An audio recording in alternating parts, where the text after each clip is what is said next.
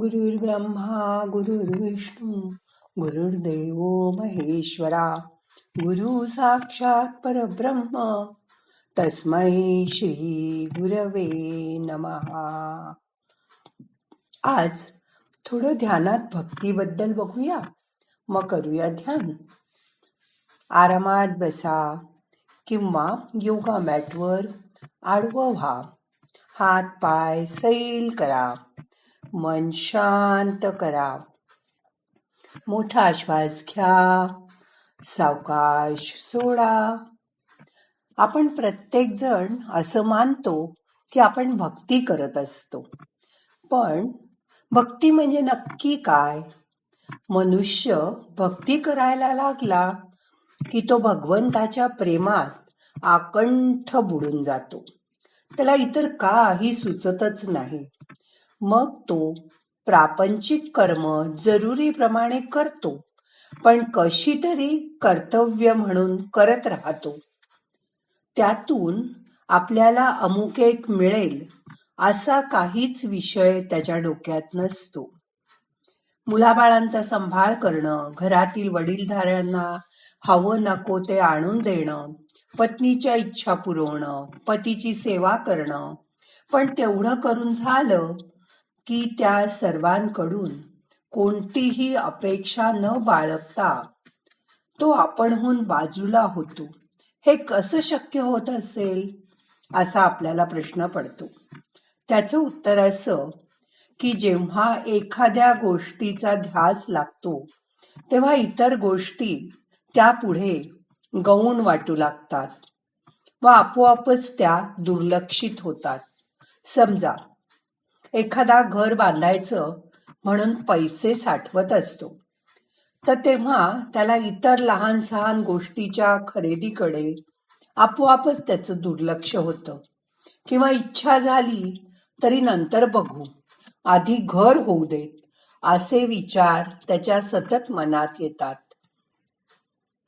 त्याप्रमाणे ज्यावेळी आपण भगवंताची भक्ती करतो ते एवढं मोठं आकर्षण असतं की भक्ताला त्याच्या पुढे इतर दुसरं काही सुचतच नाही. कर्तव्य म्हणून तो प्रापंचिक कर्म वर सांगितल्याप्रमाणे परतफेडीच्या भावनेने करून टाकतो. त्यातून त्याची काही अपेक्षा नसते. त्यातून तो अलगद बाजूला होतो. हे झालं सांगितलेल्या सामाजिक क्रियांबाबत. कुळधर्म, कुळाचार म्हणजे कर्मकांड, ती सुद्धा तो अशाच निरपेक्षतेने पार पाडतो. हाच असतो भक्तीचा महिमा. भक्ती आपण कशी करू, किती करू, हे आपल्याला सुद्धा कळत नाही. पण आपल्या आयुष्यात आपल्याला सर्वात भीती वाटणारी कोणती गोष्ट असेल तर लोक काय म्हणतील. लोकापवाद. वास्तव्यावर पडदा घालत असताना आपण सभ्य कसे दिसू, असू, या विवंचनेत आपण कायम असतो. अर्थात याला अपवाद कुणीही नसला तरी याबरोबरच दत्तभक्त महाराजांची प्रार्थना ही देखील असते की आपल्या कृपेने आपल्याला ज्ञान व्हावं, सन्मार्गाचा अंगीकार केला जावा, आपल्या प्रार्थनेचा मान राखला गेला पाहिजे. असं असेल की दत्त महाराज अवश्य कृपा करतात. मग उगीच जो लोकपवाद वाटतो किंवा लोक काय म्हणतील ही भीती मनात वाटते, ती भीती वाटेनाशी होते. हा प्रकार म्हणजे नेमका काय? तर लोक काय म्हणतील यापेक्षा माझे दत्त महाराज काय म्हणतील याचा विचार होणं आणि महाराजांच्या कृपेने ज्ञानप्राप्ती होणं.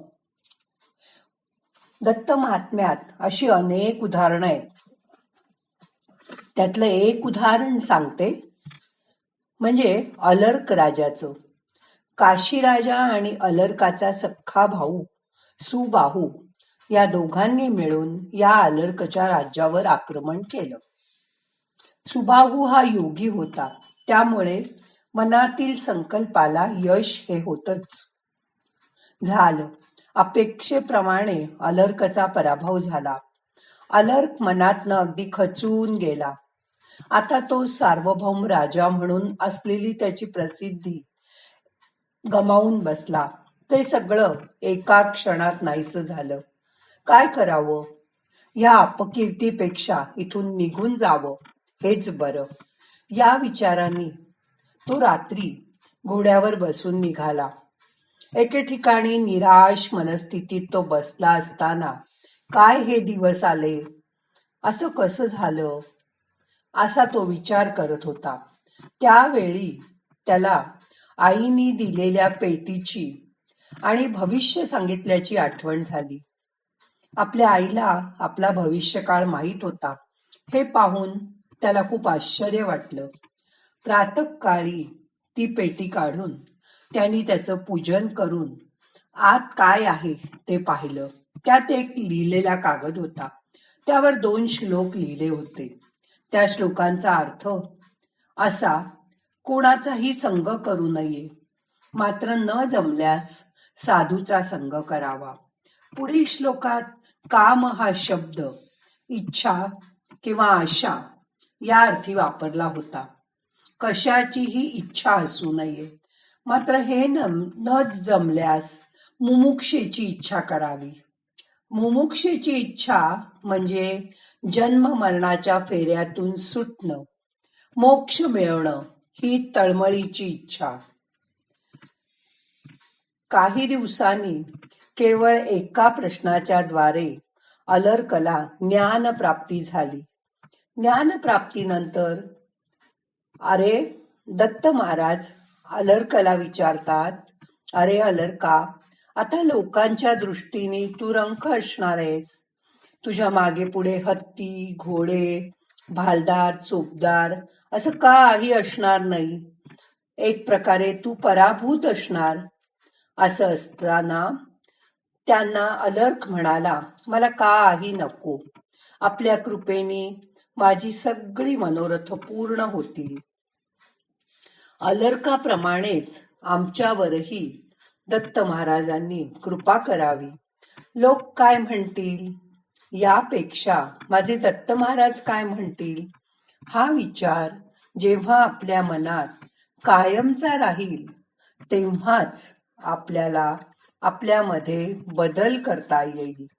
हा बदल करण्यासाठी स्वतःच मनापासून प्रयत्न करायला मात्र हवा. त्यासाठी दुसरं कोणीही काहीही करू शकत नाही. म्हणून जेव्हा तुमच्या मनात हा विचार प्रबळ होईल की लोक काय म्हणतील हा विचार न करता माझे दत्तगुरु मला काय म्हणतील असं वागताना तुम्ही प्रत्येक वेळी विचार केलात की तुमच्या हातून होणाऱ्या चुका आपोआप कमी होत जातील. कुठलीही गोष्ट केल्यानंतर तुमचं मन तुम्हाला खाणार नाही. तुमच्या मनात सल राहणार नाही. मन शुद्ध, पवित्र असं शांत राहायला लागेल. असं मन राहायला लागलं की मग आपल्या मनातली भक्ती वाढत जाईल आणि हीच भक्ती पराकोटीला पोचली की ध्यानातून समाधी ह्या पुढील पायऱ्या आपोआप होत जातील. मन दत्ताच्या ठिकाणी एकाग्र राहील आणि मग लोकपवाद काय, लोक काय म्हणतात, कोणी काय म्हणेल ही भीतीच मनातनं निघून जाईल. फक्त माझ्या दत्ताला आवडेल असंच मी वागेन असं तुम्ही मनात ठरवा. बघा, करून तर बघा, जमेल तुम्हाला. आता 2 मिनिटं शांत बसा.